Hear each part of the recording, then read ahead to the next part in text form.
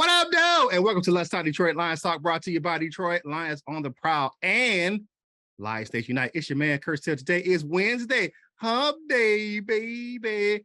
June 8th, 2022. On deck for today's show, we look at the first day of Lions MiniCamp. Coach Mike asked that question if we need to add some veteran help at swing or backup tackle. And you know how I do it. I'm going to discuss the culture change continues to shine in the D. But before we get into all that, it's time to bring in the rest of the crew. It's my man, aka PCB, the Pontiac Cuddy Bandit. It's my man, LL Cool Toys. What's going on, my dude? I'm not no Cuddy Bandit. Welcome. Good morning, everybody, and whatever else I'll be saying. All right, man. Y'all know who it is. Back then, y'all didn't want him. Now he's hot. He's all on him. That's my man. Who? Coach Jones. Who is Coach Mike Jones? What's going on, Lion fans? Hey, let's get this thing started Right now. Let go. It's Detroit Lions Talk, baby.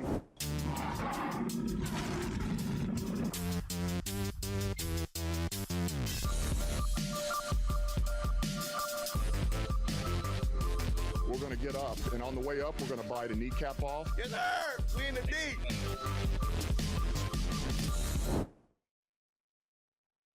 All right, welcome back to the show, people. Now it's time to get into this content for today's show, and I got to kick it to my man, the notorious PCB. LL Cool Toys, what you got for the show, my man? That boy smoking but nuggets.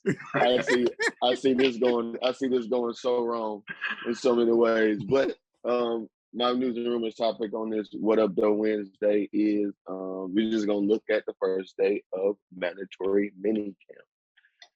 The Detroit Lions took the field for the first minicamp practice of the year. As head coach Dan Campbell noted before practice, there is essentially no difference between their OTA practices and minicamp practices other than them being mandatory. Tuesday, it was clear the focus was on the red zone drills, as that was something the Lions really struggled with last season. Defensively, we've got to apply pressure up front. There's a number of things that falls into that, coverage and rush.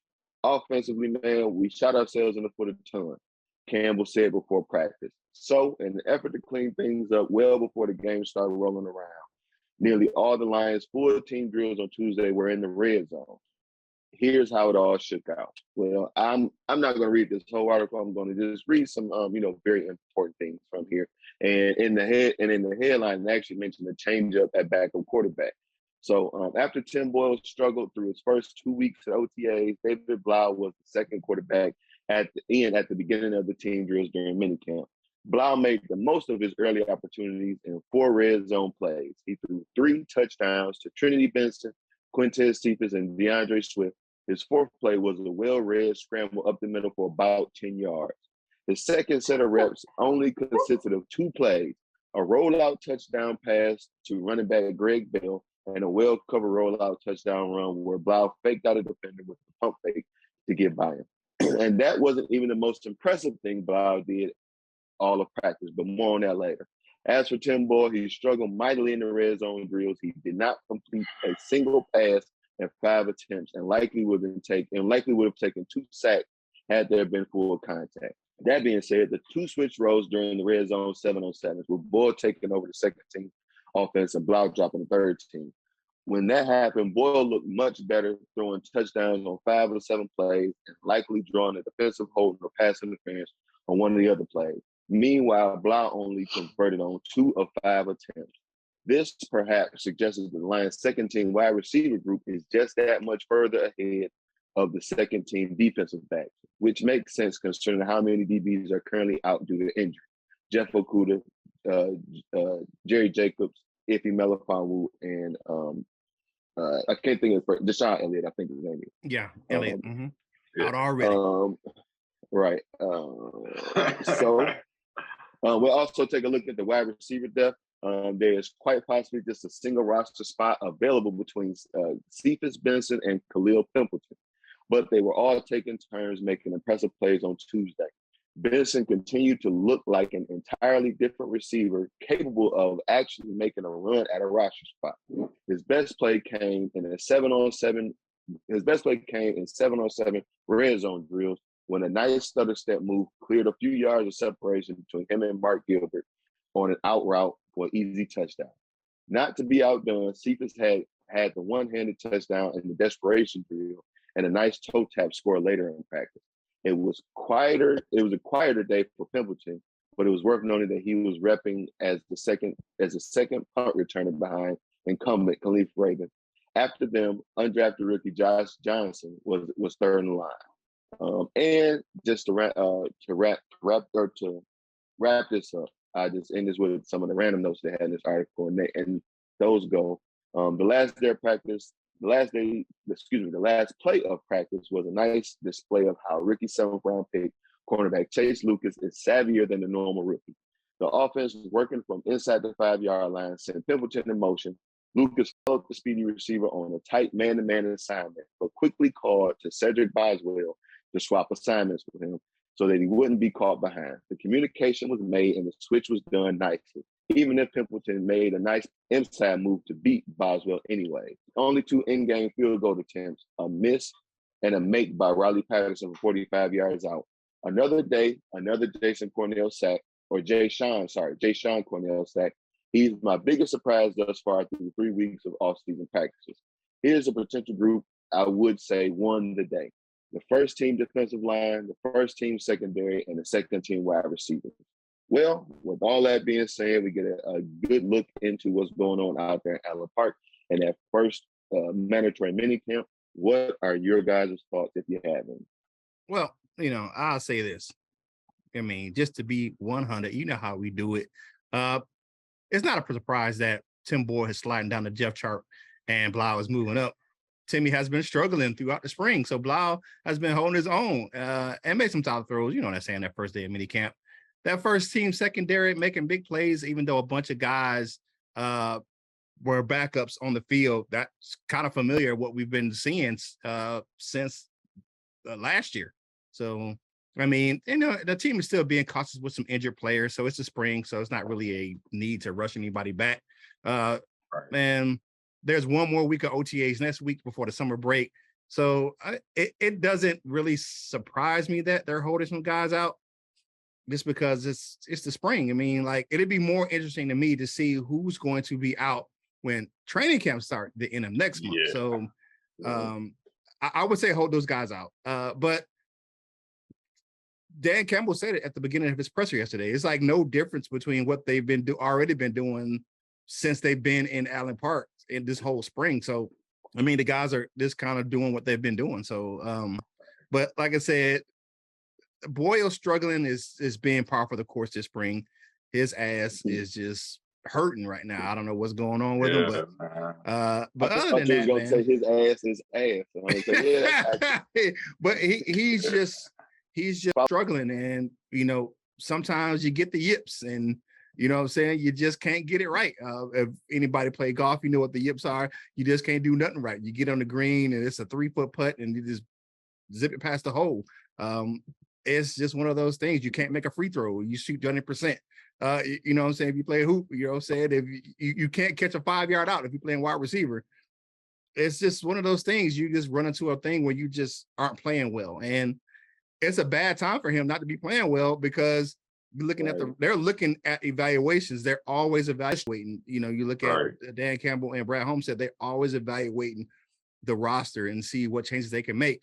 And if you ain't doing too well, especially during camp, you will find yourself on the outs with this regime. So what you got, Coach? Man, you know what? Tim Boyle shouldn't really surprise nobody, because Tim Boyle is just playing how he plays in the game in practice. That's, you know what I'm saying? I mean, everybody looks good in practice, but he's having game-like performances in practice. So, I'm really surprised though that David Blau never got the nod last year when Goff went down, because Blau played okay at spots the year that he came in for Stafford, when Stafford was out for 8 games. And we were running kind of a fast break up tempo offense. Now that we've slowed it down and we're going towards a more run-heavy offense. That's more of David Blau's style. That seems like that's more his thing, where he can, whenever he needs, you can get outside the pocket and make something happen. I'm just surprised that they're still riding with Tim Boyle. I know that coach came over from Green Bay, so that's what he did. But look, man, that come on, man, that Tim Boyle got to go. He's not it. We've seen it last year. On the other hand, I do think Trinity Benson might make the roster. I know that last year, Brad Holmes talked about, he didn't really think Benson would, do much last year. He was a developmental project, and he believed that he would, do something this year. And if he keeps standing out, man, Quintez Cephas might find himself on the bench, man. And I'm talking about but Cephas playing over there. But Cephas is out there making plays too. He had the nastiest catch of the day. Yeah, I understand that, but out of this. I'm not saying that I don't like Cephas. I'm just saying that Cephas is not fitting the mold of the type of receivers that they had and with the Rams and the type of offense they're trying to build. Like, they're looking for speed. quicker. Yeah, okay. Yeah. And that's just that ain't him, bro. That ain't that. He don't. I mean, he's speedy if he getting guarded by Richard Sherman. But you know what I'm saying? My dog, big play Cephas out of this. He can catch. He's a good possession receiver, but he's like Anquan Bolden on his last leg. So, damn, I think that's disrespectful. I want to. No, it's not. That's got a scotch as a little disrespect. No, it's not, because when Anquan Bolden came to Detroit, he was short-handed. He had like 6 touchdowns. He was short-handed. They could always find him because he fought in the soft spots in the zone and covered and stuff like that. But he wasn't running away from nobody. On the last leg. Cephas could get away from people. You said on the last leg. That's a little. You put some steak on that comment, bro. Right. But one thing I want to say, the reason why they did what they did at backup quarterback, and wasn't worth moving on to maybe a better option. Look at our starting quarterback. We didn't move on to maybe a better option. No way, no how. We stuck with him, and that's y'all's friend. But of course, if y'all like this content, share it with everybody that you know. Even if they're a Packers fan, just share it to them just to piss them off a little bit. Tell them about it. Tell them to go ahead. Tell them to subscribe. We're on the march to 4,000. We're trying to get 4,000 y'all marching with us just so we can, get all of this good and plenty Lions content out to you guys. What's that family discussion topic for today, Curt? All right. So my thing is, you heard what we talked about in Lions MiniCamp. So what are your concerns that you still have about the Lions? That's the family discussion topic for today. You still have concerns, in the spring. You see what's going on. A lot of players are still injured on the shelf. But I know everybody still has some concerns. Backup quarterback, linebacker, safety, and with all the injuries we're having right now on the Lions, people still definitely have some concerns. Man, hey, if you want to get yourself some straight up Lions gear, Fanatics is having another sale. I copped this shirt over there. It's a Disney Star Wars lion shirt, got lions on the bottom of it, man. You know how I do it, man. You got the cap. Everything I get usually is coming from Fanatics if it got Detroit Lions on that thing. So go in the link in the description, get yourself some Lions gear or some Michigan gear or whatever team that you support. Basketball at the finals is going on right now. If you ain't a Pistons fan, if you're a Chef Curry fan, you can go get yourself some Chef Curry gear over there at fanatics.com. But just make sure you use that link in the description below, because a portion of the proceeds from that link would help us grow the content on this channel. If you want to get yourself some Lions Nation Unite gear, go to lnushop.com. That link's in the description as well. If you want to get to, I had on a couple of days ago, I had the roll up gear for my man Lion Man, that super fan over there on Lions Nation Unite. You want to help out the American Cancer Society of Michigan, go ahead and click that link and get yourself some roll up gear. Now it is time for my dude, the big fella down there. You know what I'm saying? Jackson's finest. It's my man. Who? Jackson's finest, the gangster. No, I'm not playing with y'all, man. So I just came across an article that I was reading on heavy.com, Heavy on the Lions. I've never have ever read an article from there, but there's something that particularly caught my eye in this article. And they were talking about our backup tackle situation. They were talking about Matt Nelson as the backup tackle and what would happen. Let's say if we were a game or so out of playoff contention and Sewell or Decker went down for 2 to 4 games, for 2 to 4 weeks, do we have the confidence that Matt Nelson could slide in at right tackle and Sewell could slide down the left tackle, or vice versa? And that was a big question, man. That was a big concern that I really think that needed to be addressed. Because Matt Nelson was serviceable as an extra, as an unbalanced line tackle. Like, he was good when he was on the other side of Sewell, on the other side of Decker. But I don't know if he's developed that much to be able to handle his own by himself. And if we were in playoff contention, that might be a problem. So in the article, they suggested 2 people. They suggested former Detroit Lion, Riley Reef, who actually went to Minnesota and they moved him to right tackle. And he found a little bit of success moving to right tackle in a run-heavy offense. That suits him. He came from Iowa. We all know Iowa. They run the ball, so that suited him. Riley Reef would be. That's a pretty decent serviceable backup. I believe he did have a couple Pro Bowl seasons out in Minnesota. So, and then another guy that they. I wish I had more hands. Yeah, I mean, I think Riley Reef is a serviceable backup. And then they also said former Patriot Nate Solder, tackle Nate Solder, who, he did have one big contract from the Patriots. So they seen something in him, and he did play pretty decent. But I think both of those guys are way more serviceable backups than Matt Nelson. Like, we could depend on one of those 2 guys to go to 2 to 4 games and perform at a level where we're not gonna just have such a drop off and such a weakness on that side of line of scrimmage that it's gonna be noticeable. Because it'd be time like, oh man, he wouldn't have got there if Sewell was there. He wouldn't have got there if Decker was there. I'm more on the side of Riley Reef if it's a right tackle, because Riley Reef was pretty decent at right tackle. Nate Solder might want a little bit more money, because he had the bigger contract of the 2. But that is a concern because a lot of people don't think that we'll be in playoff contention. Let's say it's week 13, right? We're 1 game out, and Sewell goes out for 2 to 4 weeks. Are y'all confident enough that Matt Nelson can hold down that right tackle spot and keep us in playoff contention? I don't know, man. I don't know. That's the big question, man. How do y'all feel about that? All right. So I'm gonna give you my $2. Oh shit. My $2 kind of thing for this, man.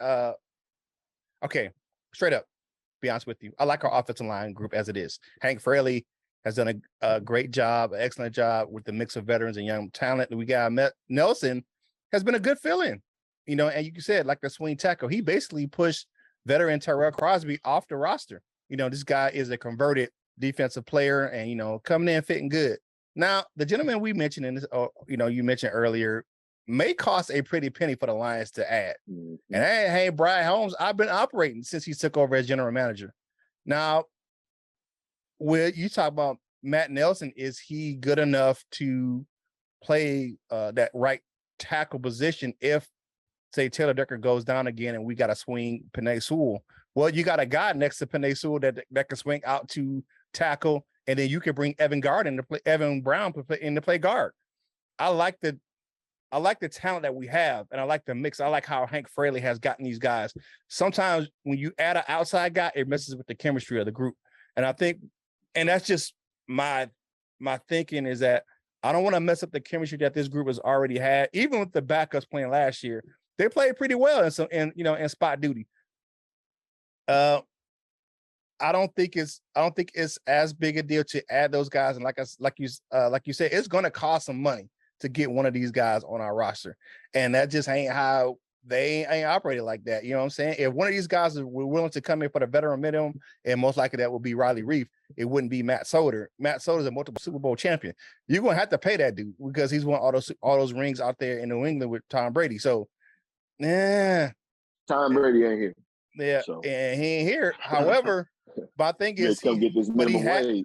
But he has that he has that cachet of playing championship football. That's all I'm saying.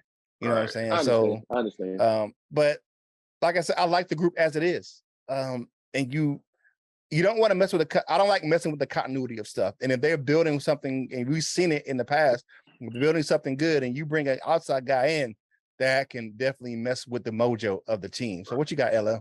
I just remember really, really, really hating Riley Reef. So that's why I talk about Riley Reef like I do. I don't care what he did elsewhere. When he was here, he was atrocious. I see your point though, Coach Mike. I don't want to act like I don't. But I also understand the point about Matt Nelson. I don't trust him if one of those guys have to go down. But of course, if the left side happens to go down, we got an option there. But I understand all the things. Maybe there could be somebody else. Maybe Riley Reef is the best cost-effective option.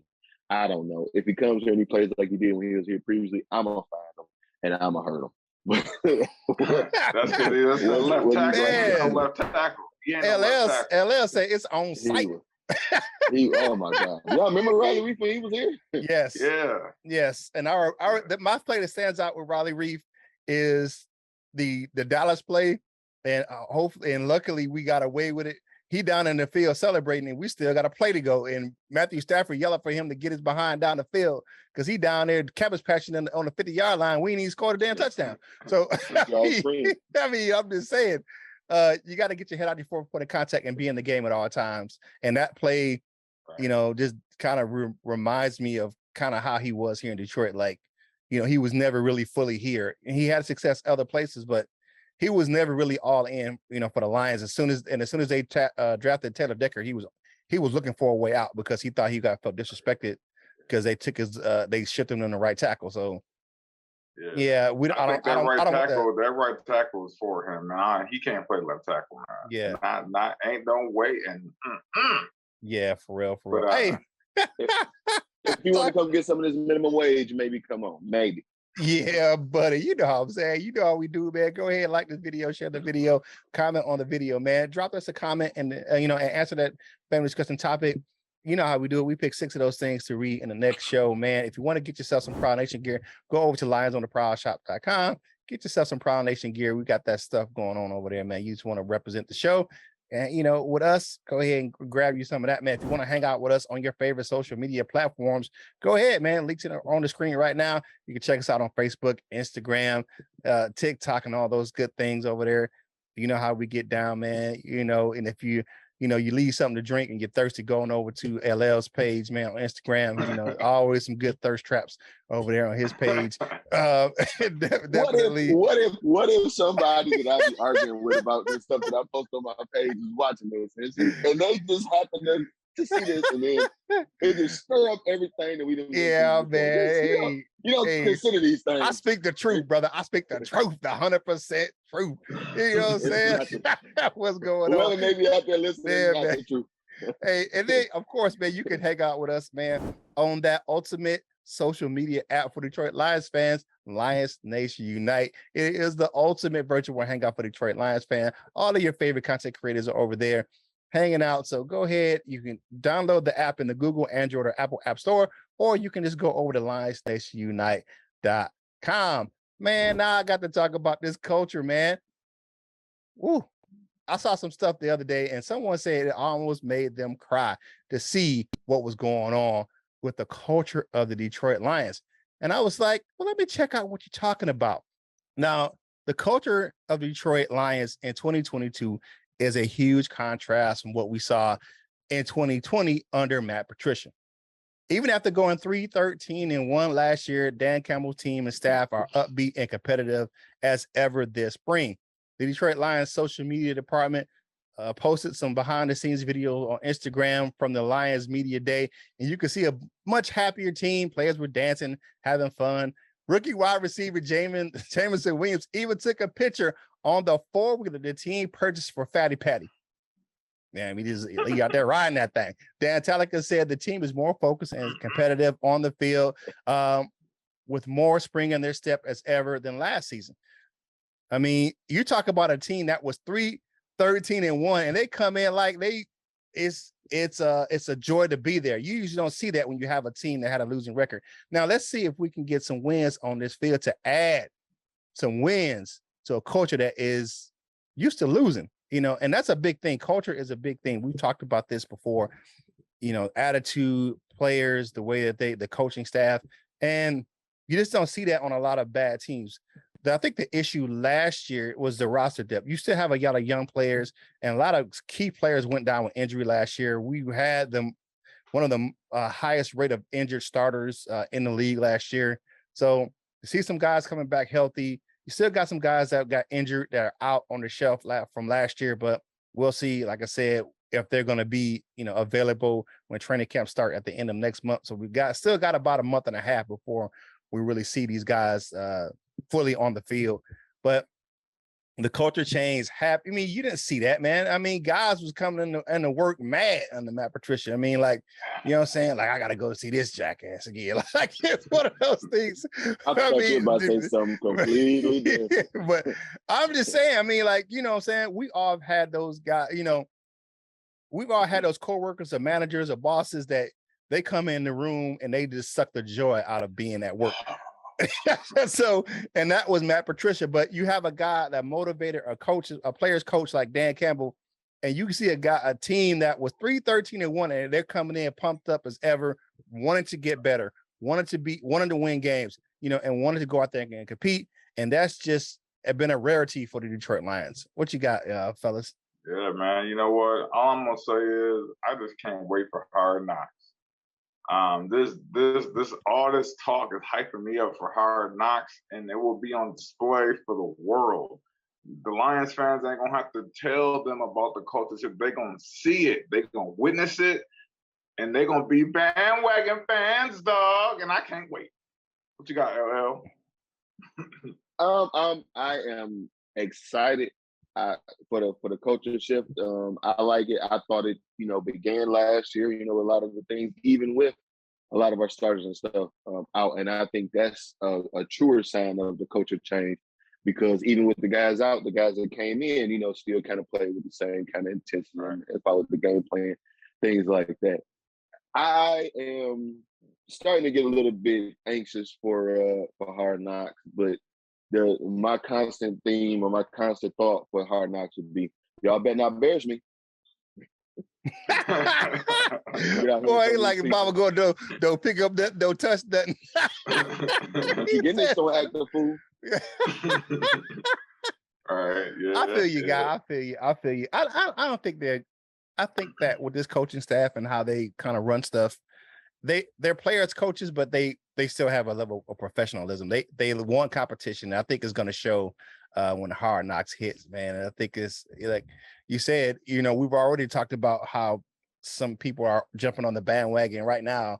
It's going to get, like you said, it's going to be worse, man. It's going to, it's going to be a chuck wagon, man. You guys are going to have some people, man. You're going to have a dude, you know what I'm saying? Like out there, Oklahoma, the Booners had a little cart back there. That thing going to be full to the top, man. It's going to be like one of those cats over there in Asia with the cart on the back with the doggone 8,000 people on that thing, man, with riding on a moped. It's going to be like 20 people riding on the moped at one time. I can't wait. But my thing is, it's going to have to, and I've said this before, I don't think we're going to have that really quantum leap into playoff contention this year, but it's going to be better than it was last year. And we're going to, we keep some guys healthy. We're going to compete higher this season, man. Hey, you know what I'm saying? If you want to check us out, man, like I said, go over to lionsnationunite.com, man. Hey, and one thing, real quick, I forgot to mention this. Congratulations again to my man Herman Moore for being nominated for the College Football Hall of Fame, man. And Herman Moore, he is the creator of Lions Nation Unite. So congratulations to him for being nominated for the College Football Hall of Fame. Man, now it's time for my favorite segment of the show. Man, we get to zip our lip and see what you had to say about yesterday's show. It is time for the comment cards, baby. First up, we got Carl Allen. Damn it, Carl. Hopefully, Okudah is healthy and he can mimic the success that Amari has showed. Okay. Okay. Amani has showed. So he want him to mimic the Amani Warrior success. So you got some lofty there. You have some lofty goals for that fella. Hey, but it is what it is. What you got? you say that like Amani, like prime out here or something. You know, I think that's a reasonable goal, right? No, the dude was top 3 in completion percentage for cornerback, and he was top 3 in interceptions. For Okudah to get that, that's some lofty goals, player. Let's go. Okudah, go show him what you can do. Friend of the show and the law firm, Joseph Murdoch, says, in only a casual observation, I could see that with the additional wide receivers brought in, and if the run game gets going, TJ can have a breakout season. It's all about staying healthy for him and the roster. Yeah, that's key. And y'all's friend can't hang him out to dry like that and leave his knees and legs all exposed to bad hits and things. Okay. Man, well, on the reverse side of what you said, Josh Ware, he said, I'm not a fan of Hawk. He just said straight up in his first sentence, I'm not a fan of Hawk. He said he doesn't have the ability to take over a game when there's no other threats on offense to draw coverage. And on top of that, look at his eyes when he's in the huddle. Homeboy looks scared as hell. Damn, really? I think that's just how he looks. And you know he can't hold up on the run game, so let him bounce. Wow, he really don't like Hockenson. I never looked at his eyes in the huddle like that. But you took a real in-depth look at Hockenson. Yeah, I know what he's talking about. I know what he's talking about, though. Yeah, I mean, I guess I just never paid attention to see it, but yeah, Hawk might be on his way out anyway. So you know, who knows, man? But I can see you don't like that boy. Yeah, definitely. All right, Zeke Ayer says, absolutely love even guys like Hockenson to this regime, and consider it make or break. Brad and Dan know that they can find talent. Mitchell can easily replace Hockenson. That boy can ball. Okay. A lot of Hockenson hate today on the show. Right. Oh man, Hawk, show these fools what it is. Hawk. Left wing Loke 19.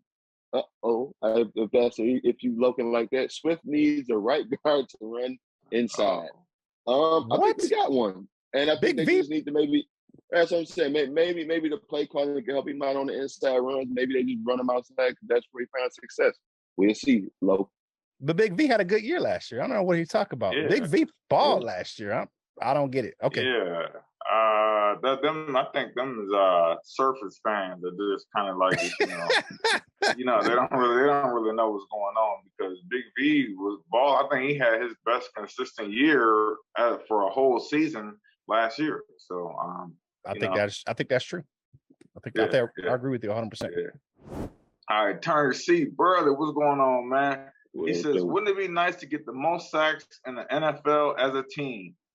Man, that would be such a change. You know what? It's possible with the depth that we have at defensive tackle, at defensive end, the pass rushing skills, because we have more of a pass rushing defensive line than in pass regimes. The past, there was like run stoppers. Yeah. But now they're balanced, and with the upside and sacking a quarterback, get to the quarterback. So it's all possible, man. It is very possible. But hey, if y'all like this content, y'all know what to do. Subscribe to the channel, like the video, help us get this to you. Help us get this to you, to the Lion fans out there, man. What you got up next, Curt? Man, y'all know what it is, man. It is everybody else's favorite segment of the show. I guess it's Dessert with your man, Curt, brought to you by Delightful Bites. Custom cookies and desserts for any occasion. If you like how they look, you'll love how they taste.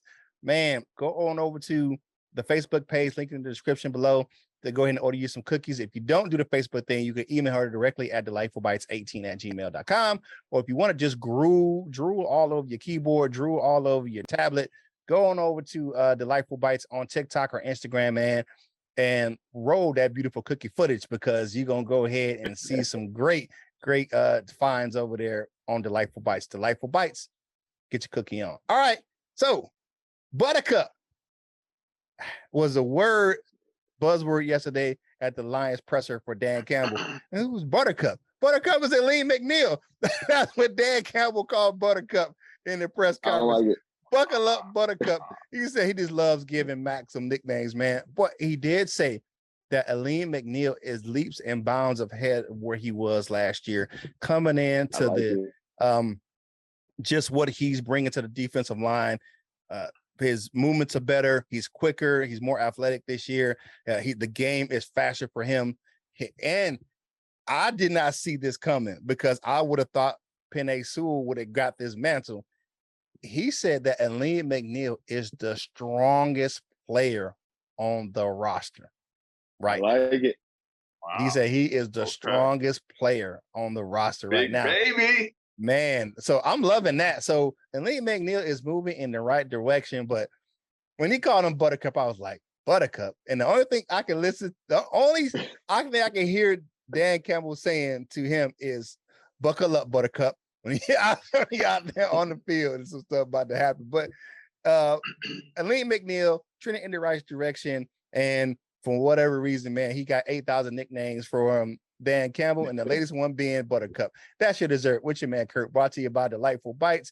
Like I tell you, custom cookies and desserts for any occasion. Go ahead and click the link in the description below.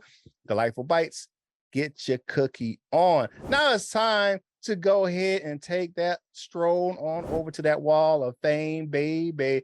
First up, we got friend of the show, Brian Stover, Q, or David Anderson, depending on the day of the week. We got Sage Roberts, Shano the Insano. My man, Bo Gagrius is in the building. Doug Prince 72 and Mr. Bob Korowski is in the building. And, we got Raw Business holding down those bronze members. Silver members, we got my man, Jason Porter's Cap Ice Cold. We got John Martin, Mr. Scotty the Bear, Shannon Peck, and Gold Lions for our gold members, which is having meeting today. Gold members meeting today at 3 p.m. Go ahead and check the community chat for that. Michael Huck, we got their tornado blowing through the building. We got the inspirational Turner C. Burley, Randall Flag 606, Just in the D, North End Ken. And we have Lady Lionel of Douchebagia holding it down, Paul Jarose, and the doctor, Dr. Detroit. He is always in. To become a member of the Wall of Fame, click that Join Now button in the description. Time for final thoughts for today's show. My man, my mellow, glorious PCB. What you got, my man? Well, final thoughts on this What Up Though Wednesday. I love to hear that about my guy, Lee McNeil. He's one of my favorite young players, him and Penei Sewell. So that's really nice to hear. Being the strongest guy on the team, he gonna line up on somebody's nose this year. Love to see it. Let's go. And Wednesday, you already know what day it is. Get you some dollars. Get you some dollar Coney today. Okay, right on. As you know, some of you might not know, I put out some news yesterday that Wolf of Lion will be in full effect. I've sent out for the trademark, so we about to get rocking and rolling, man. And I had a couple people ask me, well, wouldn't it be better if it was Wolverlion?